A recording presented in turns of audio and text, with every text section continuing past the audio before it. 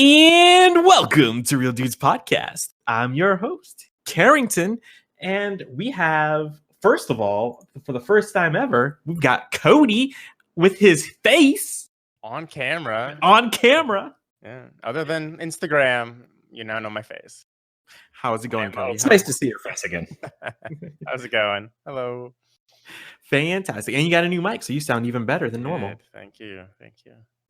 And as you can already tell, we got the one, the only, Phil the Chef with his Minnesota United gear on currently.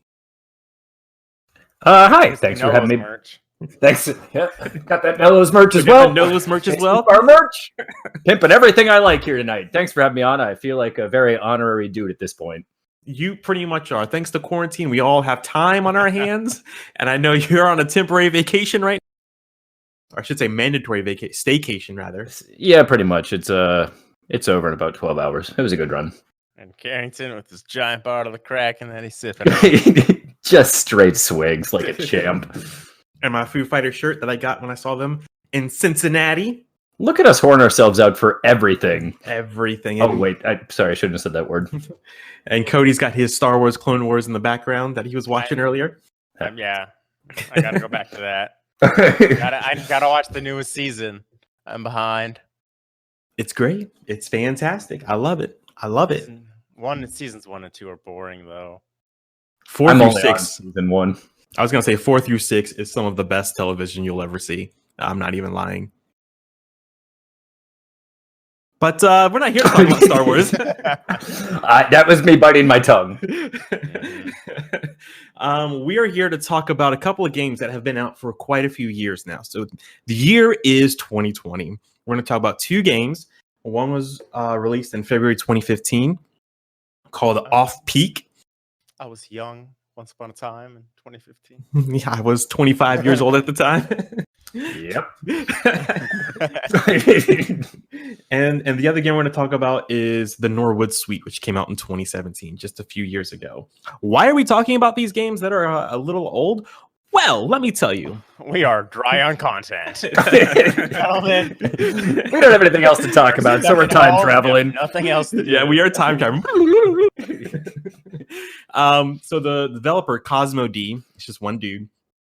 He is about to come out with another game here in a few weeks. So I figured, why not review the games that he made previously that are set in the same world? And let's just hype up the new game until it's ready to come out, which it'll be, like I said, in a few weeks, which I will go over later. It's part of our news section. So stay part of the news so I can talk a bit more about that game. But first, we're going to talk about Off Peak, which was his first game set in this universe. It came out on February 15th, 2015. You can get it for free on Steam. And if you have PC, Mac, or Linux, it is compatible with all 3 of those. I did not play this one. I will say this one takes like 20 minutes. It's free to play, and it takes you 20. If you have 20 minutes to burn, do it. This game is great. The synopsis. You're stuck at home. Yeah, exactly. If you're listening to this, warning to play it. What's that? I mean, I said I didn't have enough warning to play it. I mean, sure, warning, yeah. 3 hours warning, but still. Yeah, I was like, Phil, I got no one except Cody. You should come, and here you are. Hi. So here's the official synopsis that Cosmo D has for Off Peak. It says you're stranded at a cathedral-like train station in the near future, searching for a ticket out of town. Explore the secret passageways, interact with strangers, dig for records, and get hypnotized by the soundtrack. So I will say right off the gate, Cosmo D is a very abstract person when it comes to his games. So don't expect a normal game when you play this. Expect when I finished the Norwood Suite on stream, I said, this is why I love indie games, because you can tell this dude, he made it by himself, first of all, and he just has this vision and he's going for it with no outside influence. And he just has, it's like almost like an indie film that's kind of like on the artistic side where, yeah, it looks really weird and crazy. And if you were on any kind of drugs, you'd have one heck of a trip. That's not very PG. I'm just saying, like, it's very trippy, and just like looking at the visuals, you can just tell everything's like colorful. There's weird stuff going on everywhere. But everything has a purpose. It's not just there to just be weird. You know what I mean? Mm-hmm. You can tell he is trying to tell a story. It's an off peak. It's not as relevant as Norwood Suite is. So if when you're playing off peak, it's really literally you just showing up to a train station and trying to get out of town. Like and you just find a ticket. You're put the ticket's all ripped up, and you just got to put the ticket together, and then you get out. Like, it's that simple. It's that easy. But here's what draws you in besides the visuals. It's the music. It is so great. If you have 20 minutes just to play it, and you don't have to. I will say, because we are a bit more on the family friendly, Off Peak does have some language in it. It's not rated, but I will, for if anyone out there with families and stuff like that, I'll just put that out there. It's a bit languagey. It's not offensively bad, but there's a couple curse words in there, so I'll put that warning out there. But it's not, like, visually speaking, there's nothing there that will off-put you, that you might have to explain to kids, kind of thing. There's nothing like that in there visually. Like, are we talking, they go all the way down to dropping the F word? There were 2 F words in there, and okay. That was there, but there wasn't anything else. And as far as language goes, there were 2 F words within the first 5 minutes. So it's like a conversation with me. Yeah, outside of the show. I will say I played off. Mm-hmm. No, you do your thing. I'll come back. Okay, I was gonna say I played Off Peak second. I didn't like it as much, but I'll get into that later. Why when I compare it to the Norwood Suite. When you talk about how good the music is, what style would you classify the music as being? Jazz. Okay, it's very Abstract jazzy. Jazz. Yeah, that's a good way of putting it. Yeah, because you've played Norwood Suite, Cody. Yeah, it's very similar to that. So yeah, like without getting too much into the Norwood Suite, when people talk in the Norwood Suite, everyone has an instrument that represents them while they're speaking. That doesn't happen in Off Peak. So when people are speaking, there's just text on the screen, and there's just like the music going on, but there is no instrument or song representing the person while they're speaking. So that's one of the reasons why I didn't like Off Peak as much. But it's very short. It's very simple. Like I said, it's very abstract. You can tell he is talking about, like, his message he's trying to get out is it's about music in general. I didn't quite get it in Off Peak. I felt like the message was lost to me personally, though. Is it first person or? Mm-hmm. Yeah, it's all done in first person. Okay. So kind of walking simulatory, if you will. Oh, very walking simulator. It looks like it would be great in VR. Yes, that would be great. It is that type of gameplay where it's basically all you see is your hands at certain points, and you can interact with things. And I feel like it'd be really good in VR, but as an indie studio, I don't know what he can all do. But and you said it's just a one-man studio that does all this? Mm-hmm. That's pretty cool. Maybe he could get together, because Donovan is playing a game on stream every Wednesday called Hot Dogs, Horseshoes, and Hand Grenades, and that's also just made by one guy. And it's a VR game. So I don't know if they can get together and collab on something. That would be great. Huh. Yeah, that's a heck of an idea. Yeah. But so there's not really much to say about Off Peak, really, because like I said, I beat it in 20 minutes, and it's very replayable, because I'm sure there's stuff I missed. There's definitely stuff I missed, and I could definitely go back and play it again, and I wouldn't have any problem or like it wouldn't feel like a chore to play it again for me personally. And you're saying it's an achievement count. It's a decent story? Cody, you first. What was your achievement count on Steam? Out of the 6 achievements, how many did you achieve? Do I have Steam open right now? I don't know. I don't have Steam open. I don't feel like starting it up right now. So I would have to get back to you on that one, Cody. You're screwing with black. Oh, there it goes. Screwing with black again. And what was your question, Phil? Yep. I don't remember, man. You said it was a decent story, right? Yeah, it was a decent story. Is it kind of, no, you said walking simulator, but kind of not choose your own adventure? It's more so explore, you grab a bunch of stuff, put your ticket together, hop on the train and go?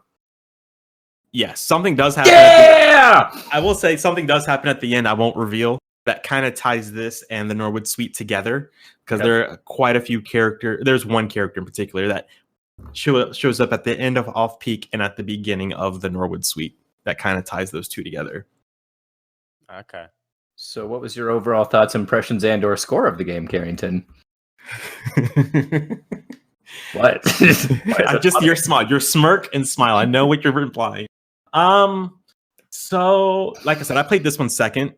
So with it being such a shorter game, and there were a couple of things that the Norwood Suite had, that Off Peak didn't have yet. You can definitely tell Off Peak was the more experimental game that the developer was trying, that Cosmo D was trying to, trying to get his feet wet, because you could tell that he has a vision for the future, and this was just the first step towards that. With that said, I would give Off Peak I'd probably give it like a 6.5. 65.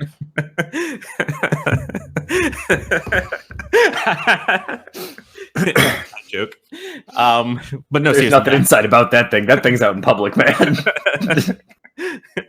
But no, seriously, I would give it probably around there, like a 6.5 ish. 1.4. Like I said, the message wasn't as clear either, that he's trying to give out, and the fact that it's very, very short. To try and deliver that message, it doesn't quite do it for me. 20 minutes is a short time to tell a story. Yeah, it's super short, but I will say the soundtrack's great, and it's a great time I mean, we're all in quarantine. Go check it out. It's free. What more do you have to lose than lose 20-ish minutes, 20 to 30 minutes of your time, really? Honestly. Can't argue that. Agreed. And then, so now I'm going to get into the Norwood Suite, which has a very similar message, but it tells it in a much better way. And Cody played Norwood Suite as well? I did. Okay. I played it before Karrington, honestly. Oh, yeah. Nice. I played it in 2018. Yeah. But before we get into that, does Cosmo D have a background in music? Does he create the music for all his games, or is that outsourced? So it's definitely someone else doing the music that he has outsourced. However, there's not much information out there about him himself, so I don't know his story or anything like that. Because I tried looking. Trust me, I tried to look. And I'm like... I went to his website, and you can buy the soundtrack, but I don't know. It doesn't tell me who's it by. In Steam, it says who's it's by, but I can't remember the name. Cosmo D, but that's just because it's the Norwood Suite soundtrack. Mm-hmm. So, Cosmo, let us know if you listen to this. Did you create the music yourself? Well, at the very end of the game, there was credits in a very different way, and I don't remember what it said. Oh, okay. Because at the very end of Norwood, and I should say at the very end, I probably 10 or 15 minutes left to go, but there's this random person sitting outside of a hotel room, and they just have their hand out like this, and you can totally just walk by them and not even pick up the item that they're holding. But when you pick up the item, it's just a piece of paper and it's the credits. But I don't remember what it said. Yeah. Yeah, Norwood Suite's really amazing. Like, good lord, it's so much better than Off Peak. And I mean that in... Agreed. Oh, I mean that in a good way. Like, it's not like Off Peak was a bad game or anything, but Norwood Suite is just so much better, and it's so much... I will say, it's also short, though. So, Off Peak, 20 minutes. Norwood Suite, I beat in about 2 hours. So it's still... Was it an hour and a half? For me. Okay. But I probably missed some stuff. Gotcha. What was your first impressions, Cody? If you can remember, think back 2 years ago before quarantine life. There was a life before this? Right? Huh. It was a lot stressful. A lot more stressful life outside of quarantine. I don't know. I'm still working, man. So I'm Me too, but it's less pressure. But gosh, 2018. Let me remember. August 10th of what, 2018. This was after we visited Minnesota. This was, huh? Wow. Yeah. God. I don't know. It was in March. It was. I remember being really good. The art, the graphics, whatnot, was weird because it was kind of like Pablo Picasso, kind of like patched together type pieces of furniture. Like it all fit together. It fit together. I'm on camera now. I don't know where my hands are. This is weird. I'm like, I can't like close my eyes and like drift off or anything. It's like I have to actually like pay attention now. It's just weird. I want to turn my mic or my camera off. I'm actually playing with action figures. That's why you don't see my hands. No, it was the art.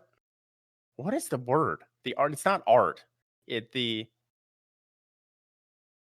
Help me out here, Karrington. Style? The art style. That's it. There you go. I'm thinking art supply, but I'm like, that's no, pens and papers. Style. Yeah, gosh. Markers, crayons. I don't know. I'm lost. Carrington. Art style. You enjoyed it? Or it was different? Looked like Pablo Picasso. Everything was jammed together, but fit? Yeah, thank you. That's what I'm here for. I put down the action figures for 2 minutes. Appreciate it. I agree about the art style because it's so. I mean, even though it's the same, like Off Peak and Norwood Suite share the same art style, it just seemed much more well put together. It doesn't seem as random as Off Peak. It seemed more like, hey, here's a section where you're gonna see this style where it's gonna have like more classical piano-y type of stuff surrounding everything, and then here's a room where it's going to have more modern stuff in it. Whereas Off Peak, it was all really just mashed together, all in like one big train station. Okay. Whereas the Norwood Suite, it was confined to rooms or areas of the hotel. Like say the bar had a certain aesthetic to it, and it was much different than say the kitchen. But the hallway had its own style as well that fit everything. And then when you were outside of all that, it felt like everything was fairly normal. I feel like the music set the scene for a lot of things. The music set the tone for what you're going to face in the kitchen, in the dining room, living room, hallways, and the people you encounter are having different instruments behind them and how they interact with the music. And a lot of that set the tone for what you feel in the game itself. And I think that added to it a lot more, having those instruments representing like different characters and stuff. Like you could have like a small, because there's in the lobby, when you first enter the lobby, there's like a small band in there, and each person, like one person is like a violin, someone's a piano, and someone is like a guitar. Whenever they're speaking, those instruments, you hear those instruments playing on top of the music that's already playing when you're in the lobby. And it really works well together. It doesn't clash at all, and it's very soothing to hear. Huh. You're saying that the music, not that the person itself is a violin or whatever, but just that when they talk, that's what's playing? Yeah, exactly. Okay. Because for a second I pictured musical instruments as all the characters in the game, and it was like a weird Disney cartoon from the 40s. No, nothing like that. I will say, like, when you hear that stuff,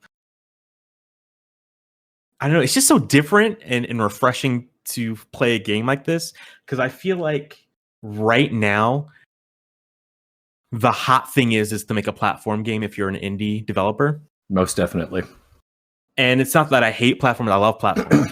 Mario, I love Sonic, and I love Celeste and Super Meat Boy. Those are all platformers that I love, but I feel like it's gotten.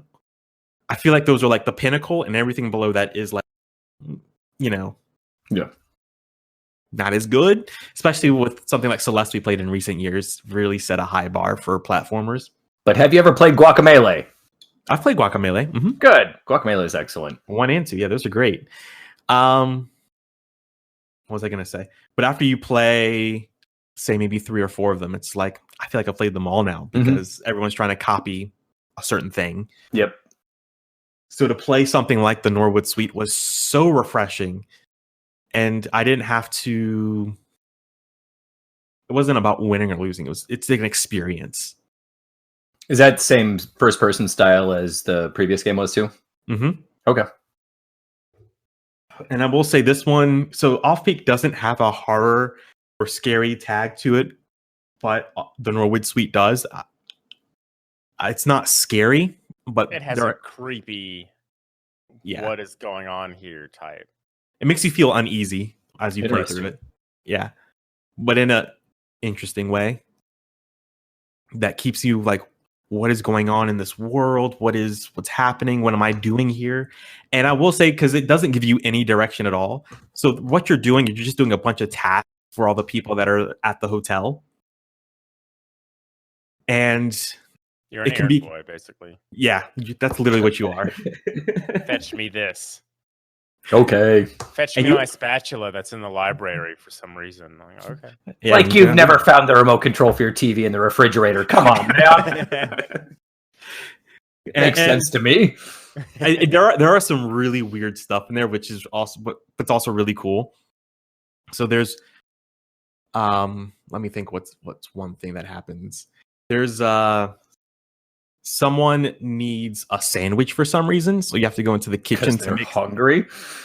What do you mean for some reason? I mean, they are hungry, but there's like a domino effect, like yeah, I know.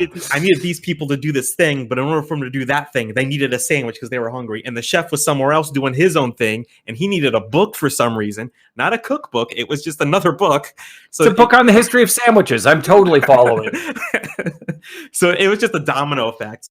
So it's just stuff like that you have to, once you get in there and you're experiencing this stuff. Because when I first started playing, the first task that's given to you is you have to give this dude his helmet that he lost, and it's within the first 2 minutes of the game. Spoiler alert: first 2 minutes, you give a guy a helmet.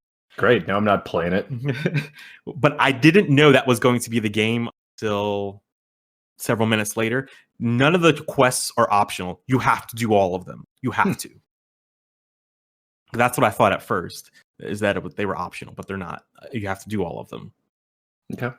And once you start doing them, once you start completing more and more quests, a story starts to form. So, I guess I should read the synopsis. I did it for Off Peak. I didn't do that for this one. There wasn't really much. It's a very vague synopsis, though. All it says is journey to a hillside hotel brimming with odd characters, old secrets, and head-nodding music. That's the synopsis. Okay, I'm back. But really it's about this hotel. The Norwood Suite is the name of the hotel, named after a famous musician that is not famous in real life, famous in the game. Want to make that clear. Who goes missing, but he's very famous for what he does. And everyone in the hotel has different viewpoints on the artist himself, like anybody would, a famous artist today. Some people love him for being unique, or some people love him for paying homage to the generations behind him, while others were like, well, he stole music from the past, or he did this or did that. And it was just really interesting to see and hear all these different perspectives that I hear today, but told in a very unique and artistic way as well, which I was like, this is really cool. I enjoy this. This is what makes you think about how music's made today, because it was really a commentary on the music industry today, which I was like, this is not what I was expecting. That's pretty cool. Hit me. Yeah, it was awesome. And it was funny because there were the way characters' personalities are. A lot of them are basically stereotypes for different people in the music industry. Like there's this one dude who's in an indie band. And so it was just kind of funny to see him like trying to get his music out there, trying to tell people like, hey, buy my music, do this. Whenever someone asked him about his thoughts on my mixtape. Yeah, basically. Just a side hustle the entire game. That's what he does. And then at some point, because there's this famous DJ that's playing at the hotel, someone asked him about the thoughts of the DJ, and it was very pretentious, like someone like I know a lot of indie artists today, and it was that same attitude. He was making fun of indie artists while also making a point at the same time, which I was like, this is really cool. That it wasn't a knock on one side or the other, but both sides of the argument, really. Right. And Cosmo D does it throughout the entire game. And that's why the Norwood Suite story is so much better than Off Peak. I'm intrigued. Tell him to bring it to console. What were you going to say, Cody? Oh, nothing. I don't know. Okay. It looked like you were about to say something. For some reason, I'm yawning a lot right now. Out of boredom because of the quarantine. Yeah. He's stretching his jaw. It's not a I yawn. took a 2-hour nap already today, and I'm still tired. So, I find myself napping a lot more during quarantine, that's for sure. yeah. Feels great. We're working still. We're working still, Phil. We are. I've seen your definition of work. Yeah. I work more now than I did out of quarantine. So do I. Yeah.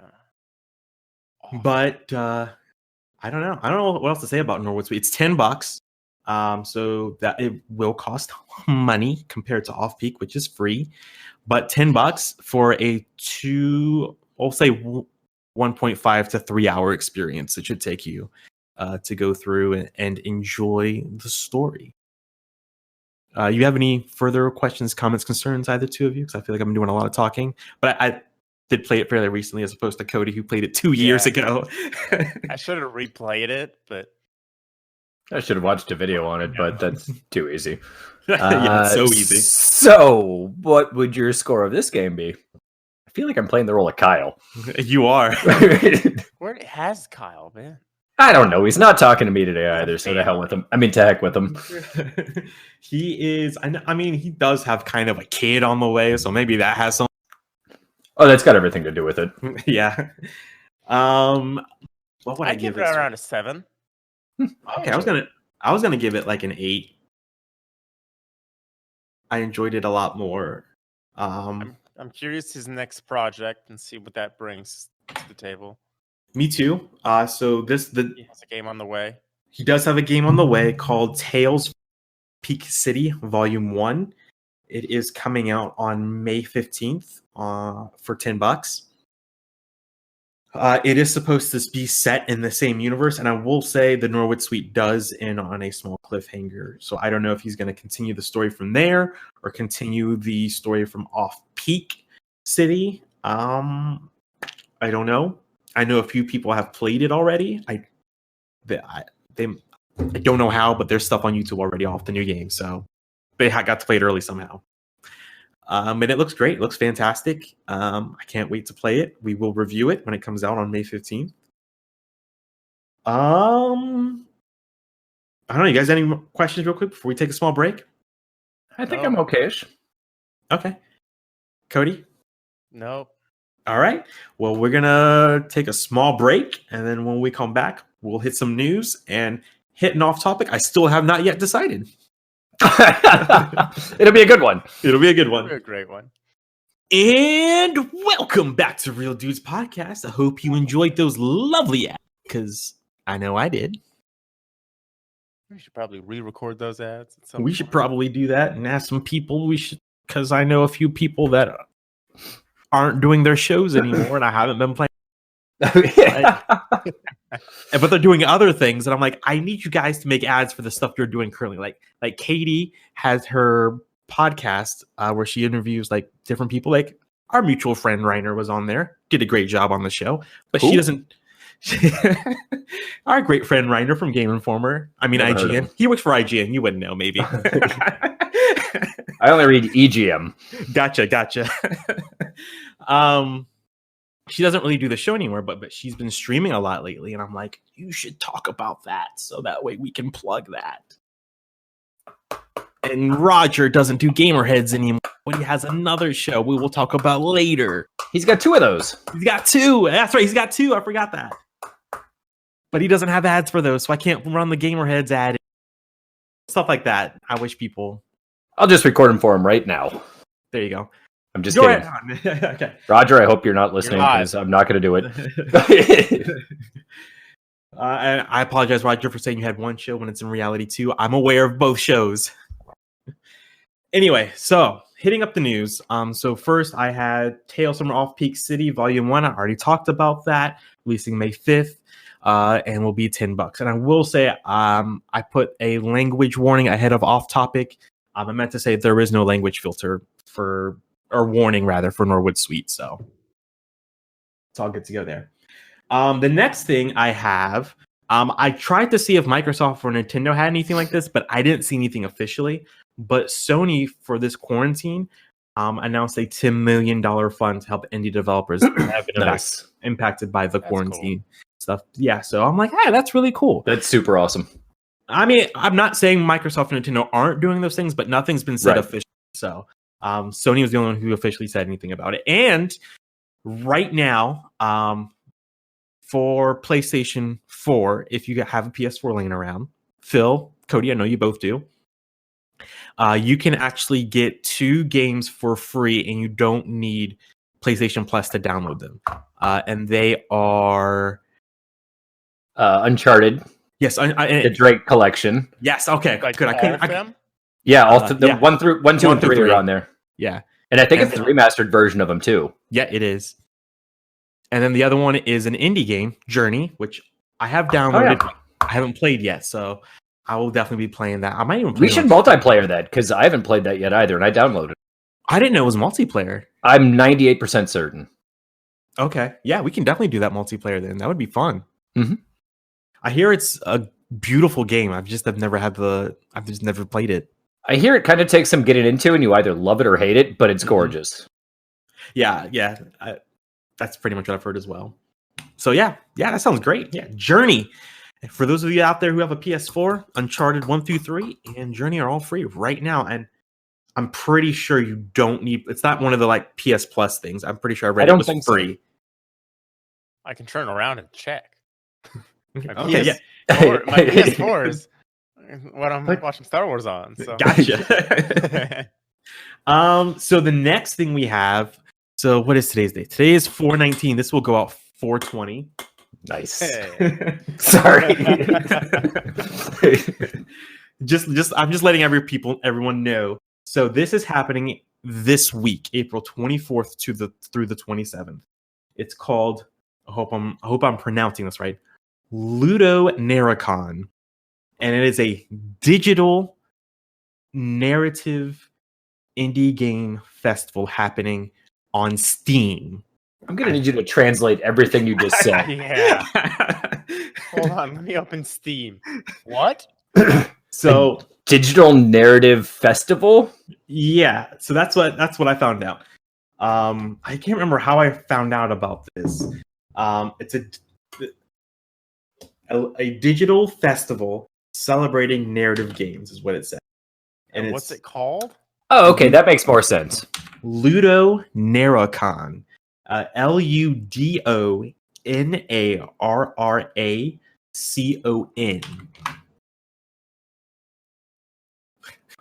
Yeah, Jay. I knew that was going to be hard. But so here's the thing. Everything's virtual, and it'll be happening on Steam. They'll have over 40 game exhibitors, over 10 panels from different people within the gaming industry. And there will be over 20 playable demos. So from what I've been able to read, this is the first time they're trying this out. So they're going to have basically a page you can go to with all the different games that the developers that are participating in. And if it has a demo, you can play the demo. And there should be some sort of way to watch basically a trailer, but it'll have them speaking about it. And then they're going to have, from what I can tell, different panels and stuff that'll be live, just like a normal con that you can go and visit and watch as well. So that's pretty cool. Yeah, so it'll be this Friday through Monday. This Friday through Monday, April 24th through the 27th. Wouldn't that be Thursday through Sunday? No. Oh, yeah, you're right. Never mind. I suck at math. I was looking at a calendar, so I could not get this wrong. Oh, okay. Yeah, because I knew I was going to get it wrong. So I'm going to attend it, I guess, in a way, virtually, and see what it's about, and I'll talk about it next time we record, which will probably be next week. I'll probably do a mini episode on it.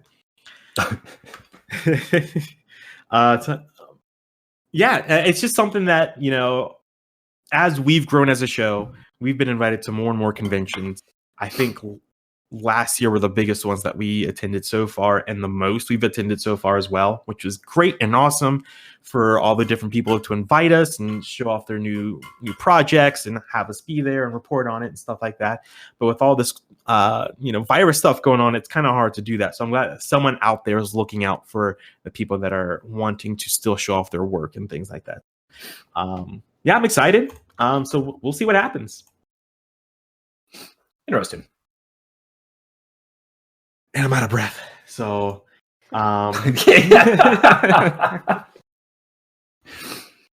so that's all the news I had so far. It's already hard to find indie news out there. But with all this quarantine stuff, it's a lot harder. So I'm glad that there's still some stuff we can talk about that's still going on right now. Yep. So now we're heading to our off topic. In our off topic, I already forgot what we decided on. You're doing great, Karrington. Keep it up, buddy. Thank you. Impact on your life. Yes. Thank you. So we are going to talk about games that had a huge impact on you in your life. It could be emotionally. It could be maybe the way you saw the world differently. Maybe it impacted you on a personal level to where maybe you felt like you grew up a little bit in a way.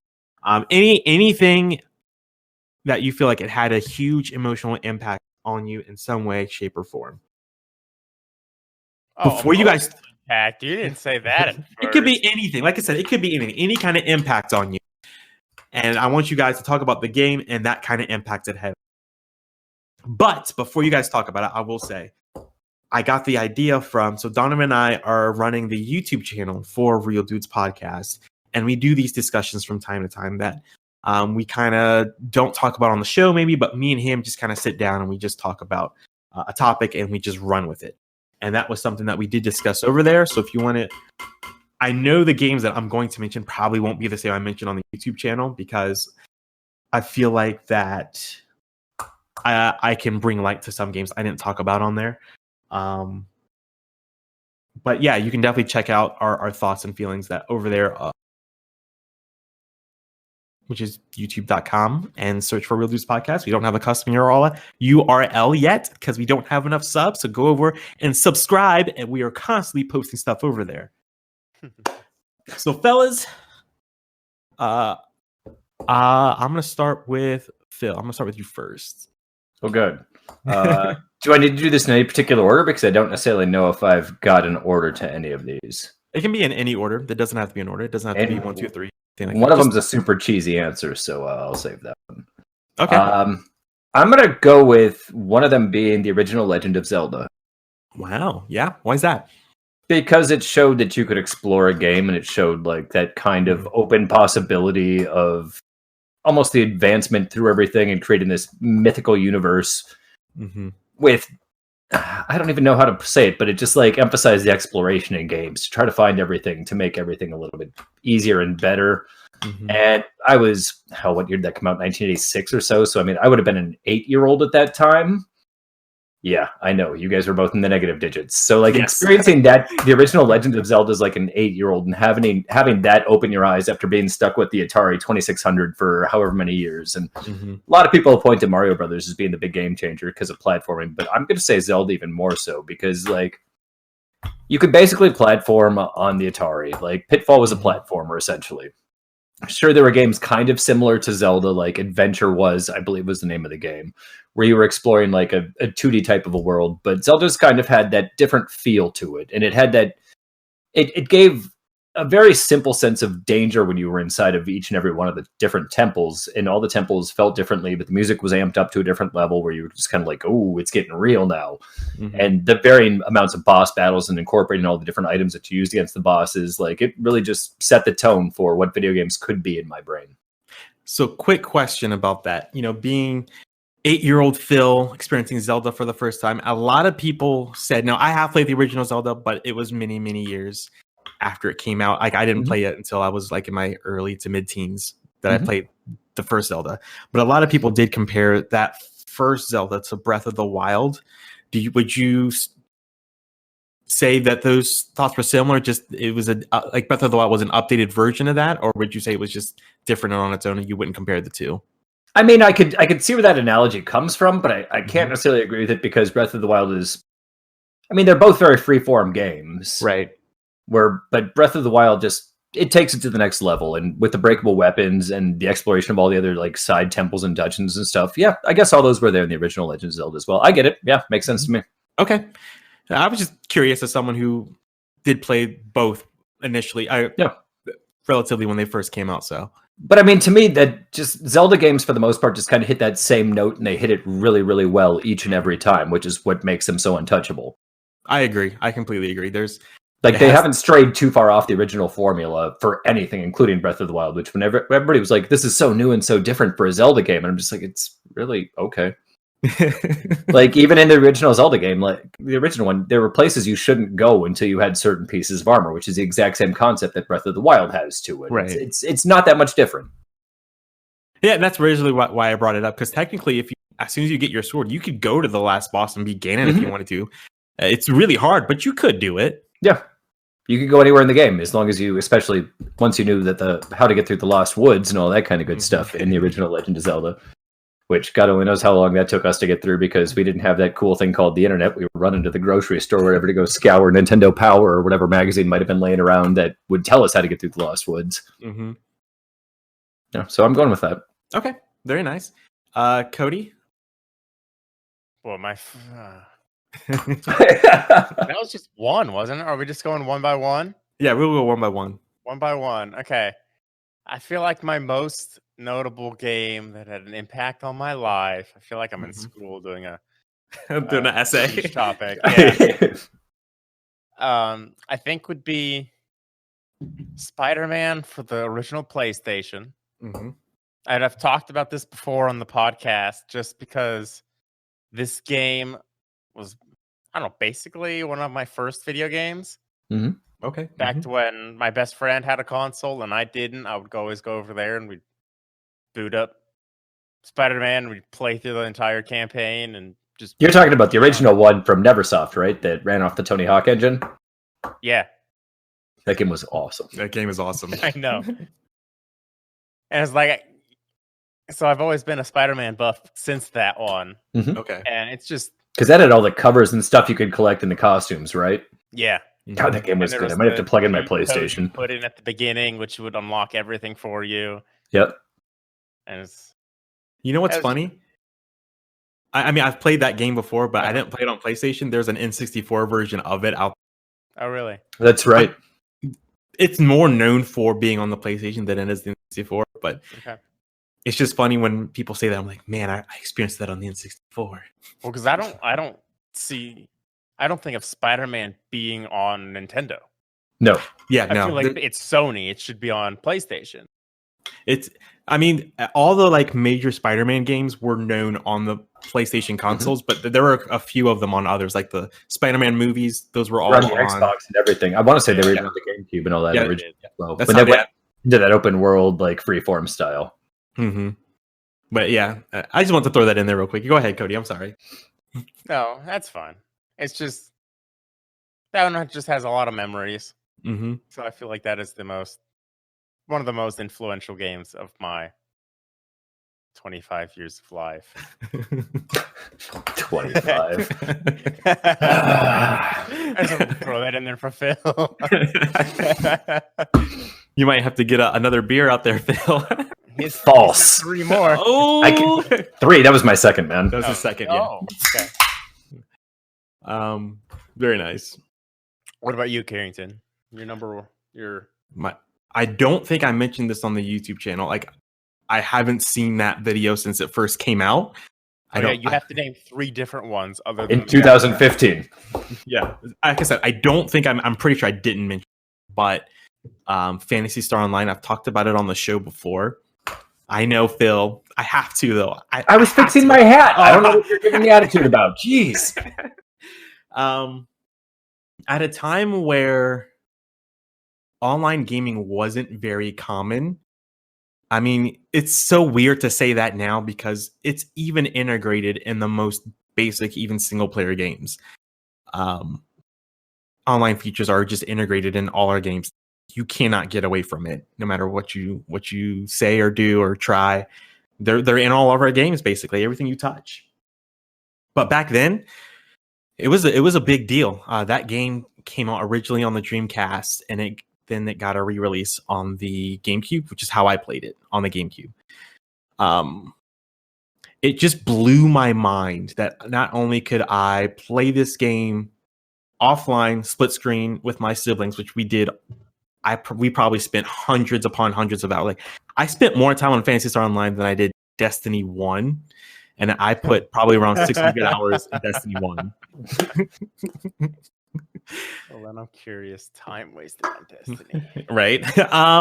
But that's just like in that game. I don't think it even had that much of content available to you. It's just I just love that game so much. Whether I was playing online and chilling in lobbies, talking with people, or playing it with my brother and sister, and we were just playing it together locally. I have so many memories tied to that game. It's incredible, and it was my first real, I guess, RPG that I played as well that had like stats I had to worry about trying to, max out certain stats. And you have these little pets called mags, or like little robots that follow you around that also boost your stats and trying to make sure that they boost the right stats for you. And I was just so invested. I shouldn't say I never. That was the first game I was invested in like that in, because the things like YouTube wasn't necessarily around yet, but there was just a bunch of forums and stuff that were just dedicated to this game. And I had never been a part of a community before when it comes to gaming and stuff. So that was just really new and an experience for me that I'll never forget. And which is why I love Phantasy Star Online 2 now, because I feel like I'm a teenager again, and it's just such a weird feeling, but awesome. Holy cow. How much time have you wasted on Destiny, Cody? Oh,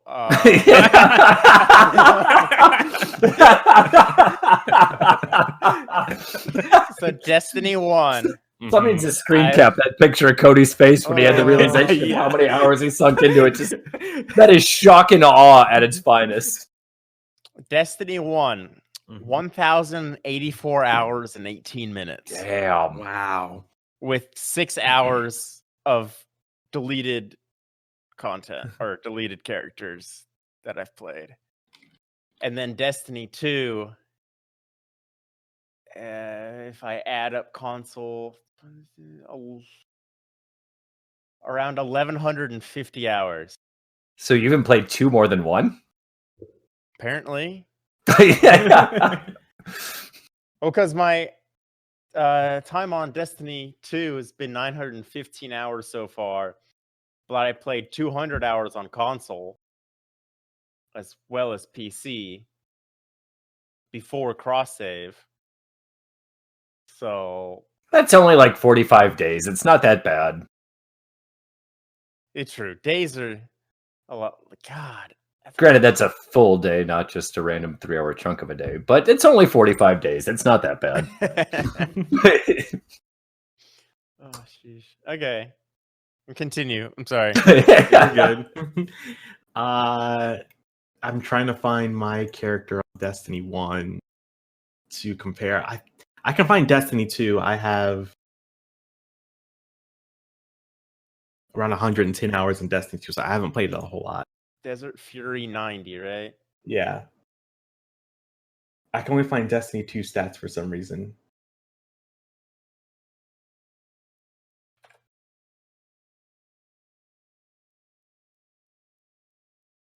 This is the content you guys have been craving. This is great. and a friend of mine, because we were playing Destiny the other night, and we were talking about Destiny 1, and those are great times, man. Yeah, why can I only find your Destiny 2 content? Yeah, see, exactly. I don't know why Weird.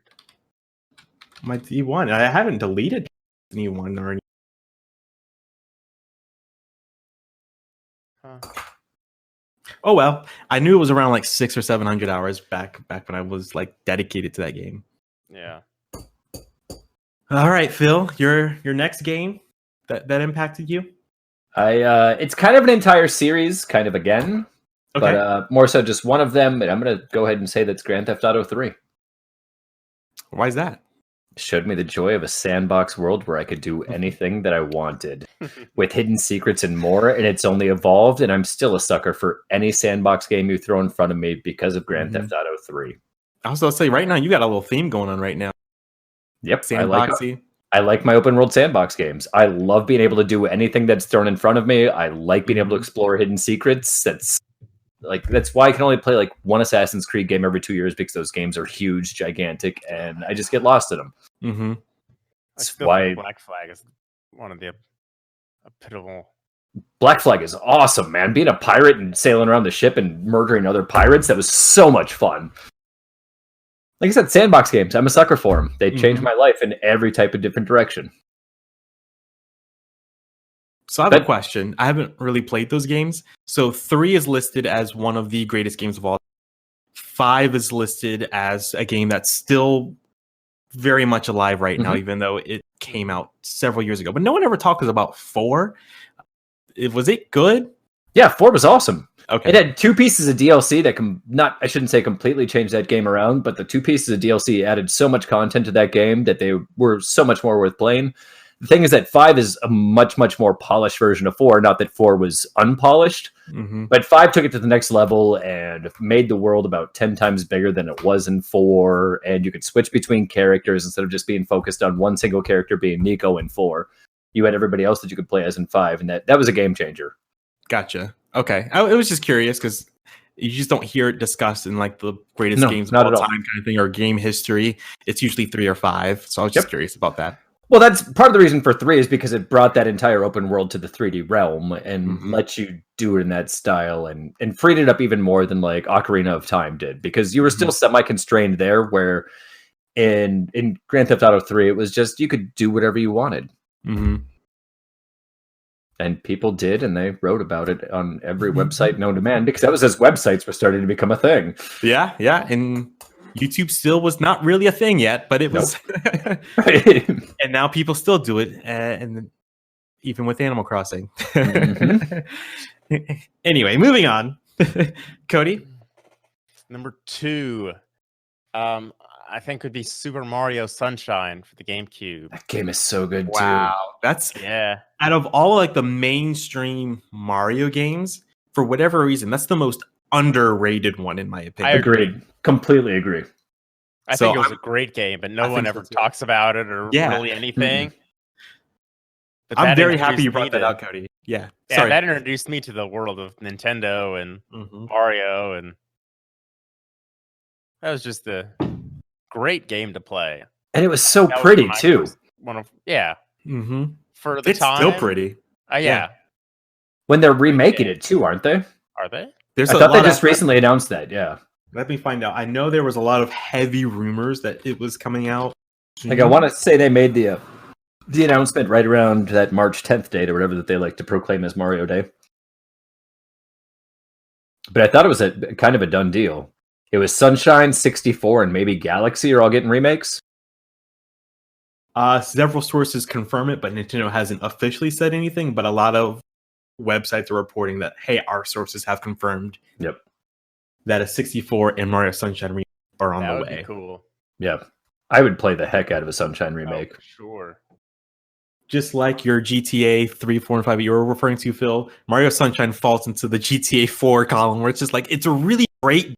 It's so good, but just for some reason, it doesn't get the love. By a few of the other ones. Well, it's because it's not your classical platforming style Mario game. It had a lot more to do with cleaning off the surfaces for everything, not to steal your thunder at all, Cody. But like that game was all about cleansing the earth instead of like just rescuing the princess. It was it just had a different feel to it. And it was a good feel. Yeah. And everything was so to me, I feel like that was like the start of Mario having like these really super bright colors. Like even though Mario 64 is bright, and so is like Super Mario World, and so is Super Mario World, but there was just a certain like, I don't know. That's just because TVs got better, man. That's the only difference. Maybe that's what it is. I feel like every Mario game after that similar like shiny, glossy feel to it. Maybe that's what it is. Everything just got better. Because when I think of Mario Sunshine, I just think of like this super polishy, glistening. Oh yeah, But part of that too is the kind of the muckiness of the paint or I don't remember if it was paint or what it was that they were spraying on everything, but that kind of like brought down the tone of everything and had a certain sheen to it as well. And so that just it was nice counterbalance. And on top of that, it was a bright tropical location the entire time, where Mario's have never really been bright tropical locations. And Mario got tan as time went on. Yeah.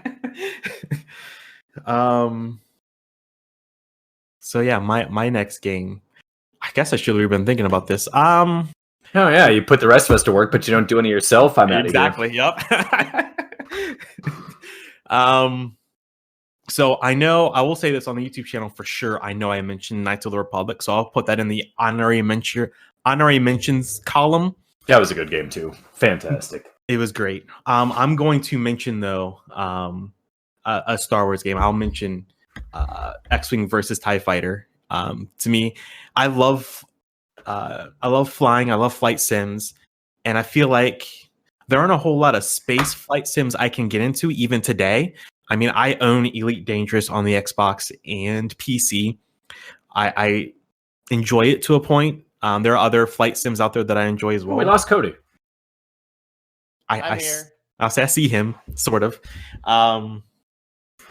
But X-Wing, Star Wars X-Wing versus TIE Fighter just had a certain flair to it that I think is still missing today as far as space flight sim goes. Because something like Elite Dangerous is just so super realistic. Like there's hyperspace lanes. Everyone has a job to do. I just want to fly and blow stuff up. Why can't I do that anymore? You know?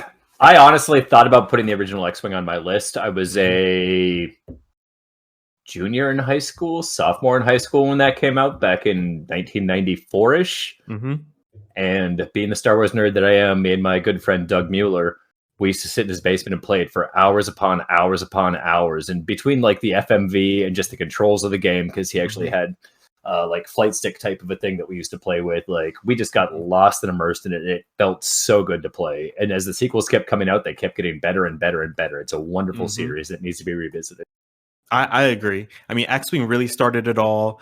TIE Fighter's story, I feel like, was better than X-Wing's. And then you had X-Wing versus TIE Fighter, which just brought everything together, which was just beautiful, beautiful franchise that needs. It's weird to say that Star Wars has like sub franchises, but that was a franchise that definitely needs some more love today in today's world.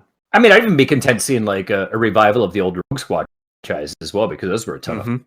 Yeah, those were still, I mean, and those were Nintendo exclusives, which you don't see a whole lot today anymore, where a sub franchise has an exclusive. But yeah, that's so weird to say, sub franchise.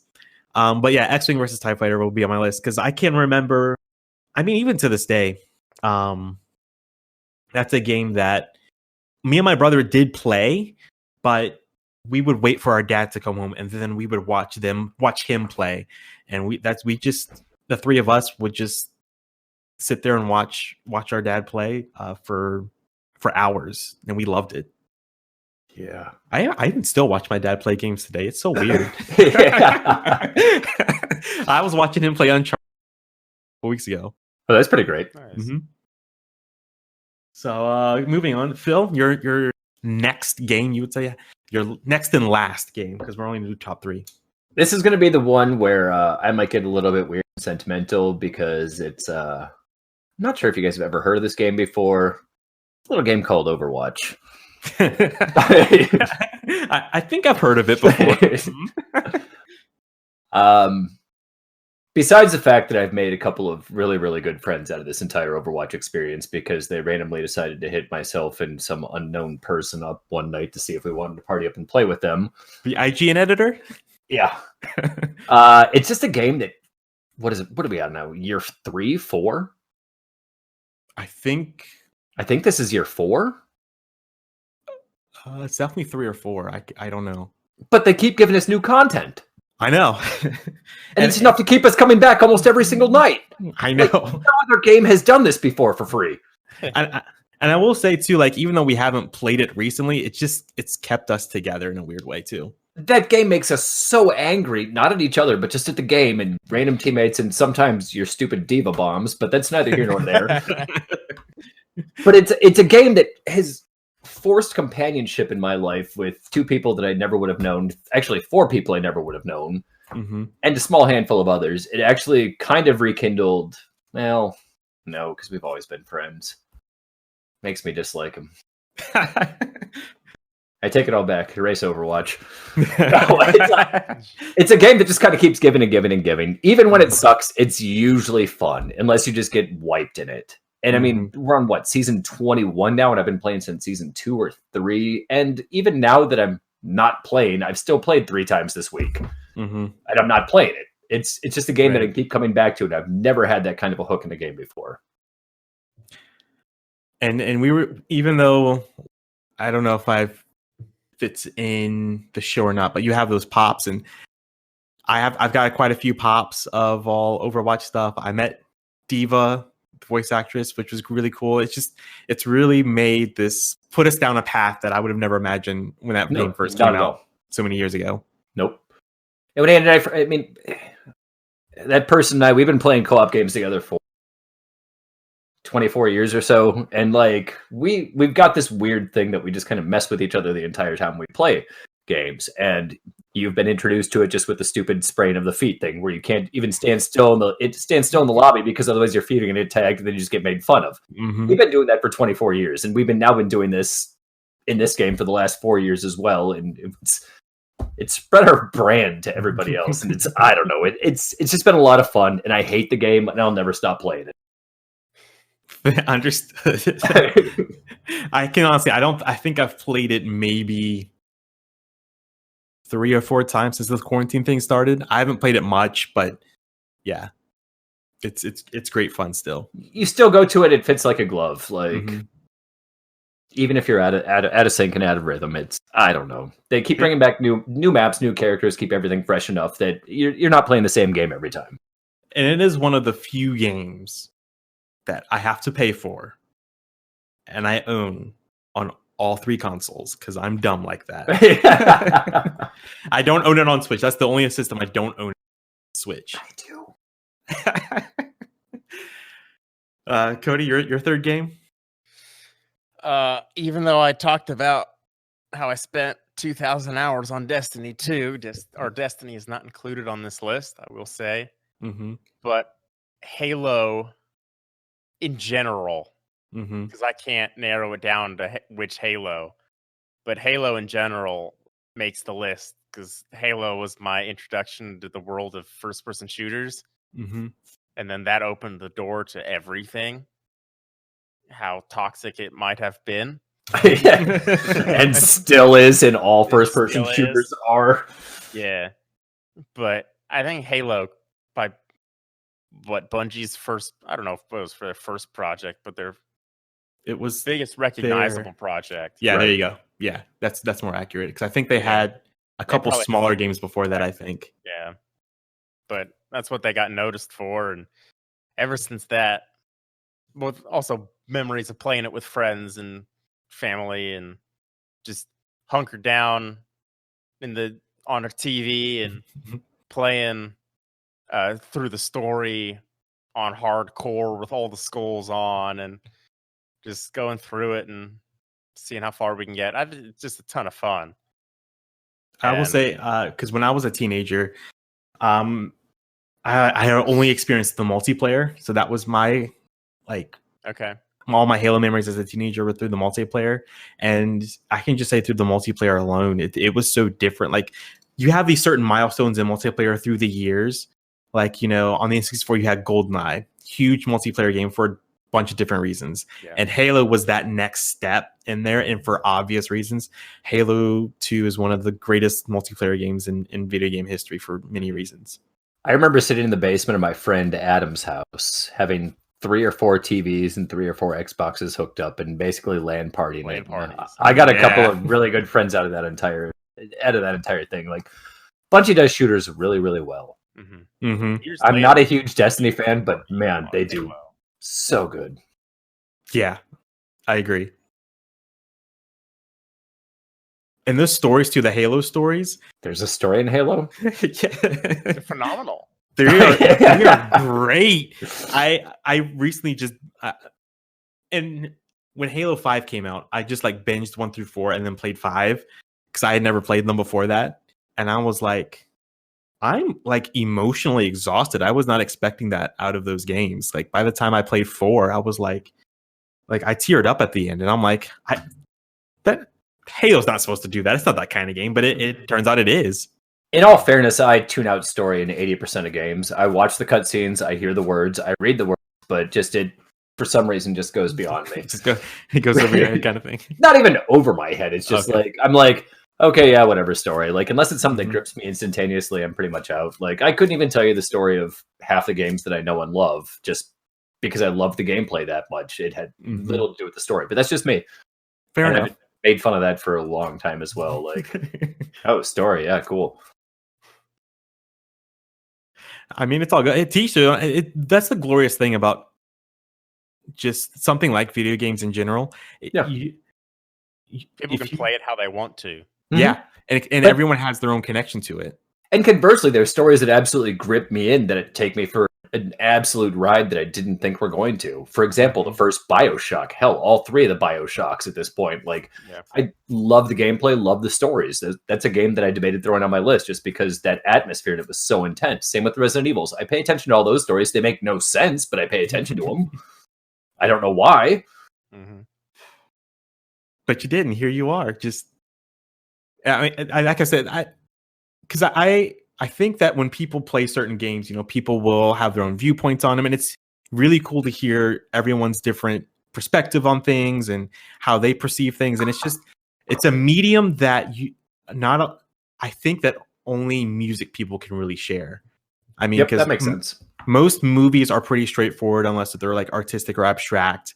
And same with TV shows. I mean, music just has a certain thing that, you know, when the person who wrote it, maybe they thought of a certain thing, but when you hear it and experience it, all 3 of us might think of something different when we hear a certain song. And video games also have that aspect to them as well, which is beautiful and glorious, which is why I love hearing everyone's list of things that impact you, because maybe I experienced a game that you guys played, but I didn't have any emotional connection to it.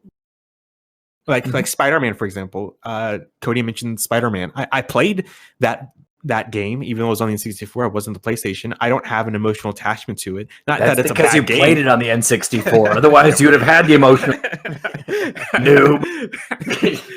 But I mean, I didn't have that emotional attachment to it. It's just really cool to see everyone's background and experiences about a certain game.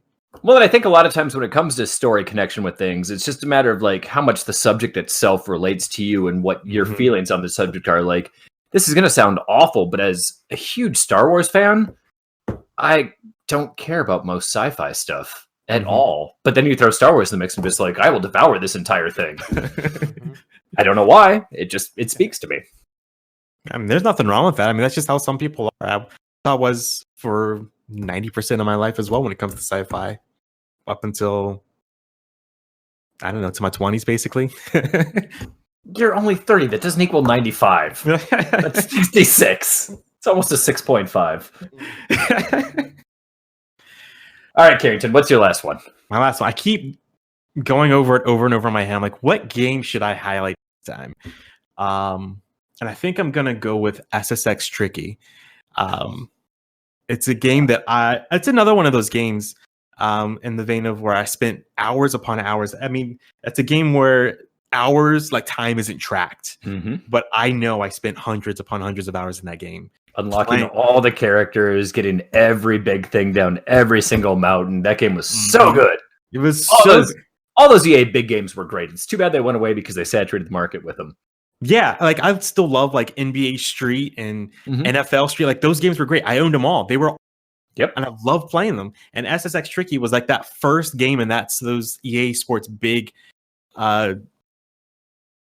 brand that I played, and I was like, sports games can be over the top, crazy, and zany, and still fun. Because at that point, I'd only played stuff like, you know, like the Madden series or NBA. I guess NBA Jam was kind of over the top and zany, but the NBA Street was just different, though. You know, like you could use the different like dunks and the different like basketball moves. Like it would just whole nother level, you know?